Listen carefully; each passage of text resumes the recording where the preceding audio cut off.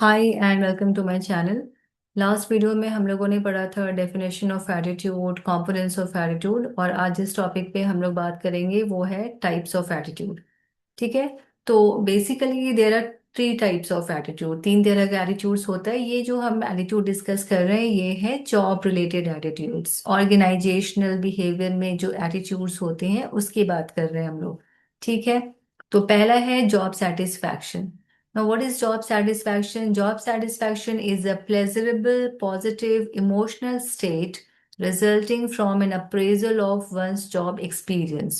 तो job satisfaction क्या होता है? अगर एक एम्प्लॉय की जो एटीट्यूड है अपने जॉब की तरफ वो पॉजिटिव है, it means he is satisfied with the job. So job satisfaction is an emotional response to a job. ये इमोशनल रिस्पॉन्स है जॉब की तरफ।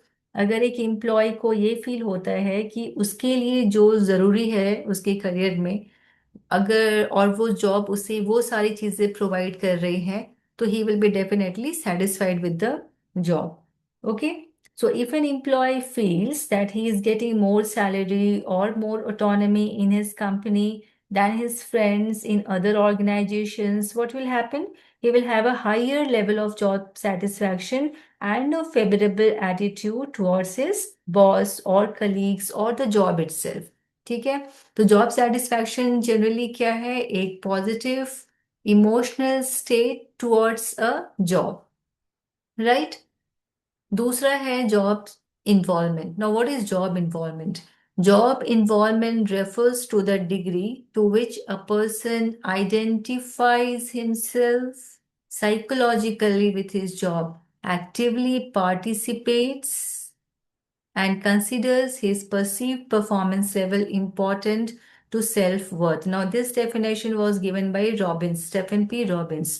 According to him, if a person is involved with the job, अगर कोई employ बहुत ज़्यादा अपने job से इन्वॉल्व है, तो वो अपने जॉब को बहुत अच्छे से करने की कोशिश करेगा। He will be passionate about his job, he will enjoy doing his job. His sense of self worth और self pride comes with that job. वो जॉब से बहुत ज़्यादा अटैच होगा साइकोलॉजिकली, और वो हमेशा he will always strive to do quality job. वो जब भी जॉब करेगा उसको वो अच्छे से अच्छे तरीके से करने की कोशिश करेगा। ठीक है। That is job involvement. But it means that the person is fully involve in the job, he is psychologically involved with the job, he is very much passionate, he loves doing his job. That is job involvement. ठीक है। तीसरा है organisational commitment. Now, what is organizational commitment? It refers to a degree to which an employee identify himself with the organizational goals and wishes to maintain membership in the organization. ठीक है। कोई भी employ अगर वो किसी organisation के साथ जुड़ा हुआ रहना चाहता है, ठीक है, या फिर उस वो बहुत प्राउड फील करता है एक ऑर्गेनाइजेशन से अपने आप को एसोसिएट करके, दैट इज ऑर्गेनाइजेशनल कमिटमेंट। ठीक है। Like if an employee who is having a higher level of organisational commitment will be a strong supporter of the values and goals of the organization. वो जो उस company जिस company से वो committed है, वो हमेशा उस कंपनी के वैल्यूज को, उसके कल्चर को हमेशा बहुत ही स्ट्रांगली वो सपोर्ट करेगा। ठीक है। तो एम्प्लॉय जो है यहाँ पे उस ऑर्गेनाइजेशन में हमेशा वो जुड़ा हुआ रहना चाहता है। वो अपने आप वो बहुत प्राउड फील करता है उस ऑर्गेनाइजेशन से अपने आप को एसोसिएट करके। ऑर्गेनाइजेशनल कमिटमेंट जो है वो, there are basically three types of organisational commitment, तीन तरह का ऑर्गेनाइजेशनल कमिटमेंट है। The first is effective commitment. Now, effective commitment means when an employee is emotionally attached with the organizational. What is organizational commitment? हमने क्या बात किया? Organisational commitment मतलब वो एटीट्यूड जहाँ एम्प्लॉय कमिटेड है उस ऑर्गेनाइजेशन की तरफ, वो उस ऑर्गेनाइजेशन में ही रहना चाहता है, उस ऑर्गेनाइजेशन में वो जुड़ा हुआ रहना चाहता है। ठीक है। तो वो अटैचमेंट जो है वो क्यों आता है, मतलब कितने तरह का ऑर्गेनाइजेशनल कमिटमेंट है वो हम यहाँ पे डिस्कस कर रहे हैं। तो basically three types of organisational commitment are there. First is effective commitment. Effective commitment में एम्प्लॉय जो होता है वो ऑर्गेनाइजेशन को लेकर इसलिए कमिटेड होते हैं, they want to stay in that organisation because they are emotionally connected with the organisation. ठीक है, इमोशनल अटैचमेंट है उनको उस ऑर्गेनाइजेशन से, इसलिए वो वहां पे उस कंपनी से जुड़े हुए रहना चाहते हैं। ठीक है, नेक्स्ट है continuous commitment. Continuous commitment means this represents the perceived need to stay due to the high cost associated with living, such as losing seniority, salary और benefits।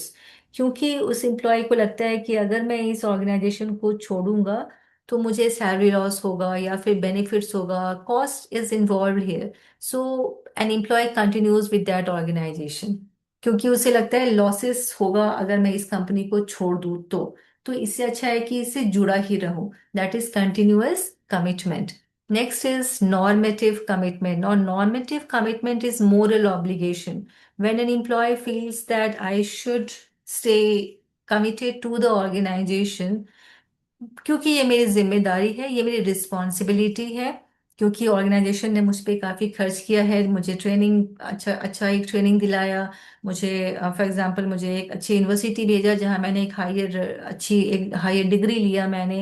तो क्योंकि ऑर्गेनाइजेशन मेरे लिए इतना कर रही है तो ये मेरी जिम्मेदारी है, ये मॉरल ऑब्लिगेशन है कि मैं भी अपना कमिटमेंट उस ऑर्गेनाइजेशन को दिखाऊं। तो इसे कहते हैं हम लोग नॉर्मेटिव कमिटमेंट। ठीक है, so this commitment is based on moral obligation. Effective commitment is based on emotions, emotional attachment. Continuous commitment is based on cost. This is cost based. This is influenced by the cost that could accrue to the employee if he leaves the organization. वो सारे cost जो शायद मुझे पे करना पड़े या उस चीज को लेके मुझे लॉस हो, इसलिए मैं उसको नहीं छोड़ूंगा और कंटिन्यू करूंगा यहाँ पे। That is continuance commitment. और normative commitment is about moral obligation, ये मेरी नैतिक जिम्मेदारी है कि मैं इस कंपनी को लेकर अपना कमिटमेंट शो करूं, क्योंकि इस कंपनी ने मेरे लिए बहुत किया है तो मेरी ये मॉरल ऑब्लिगेशन है। ठीक है, so this is about types of attitude. Okay, thank you for watching.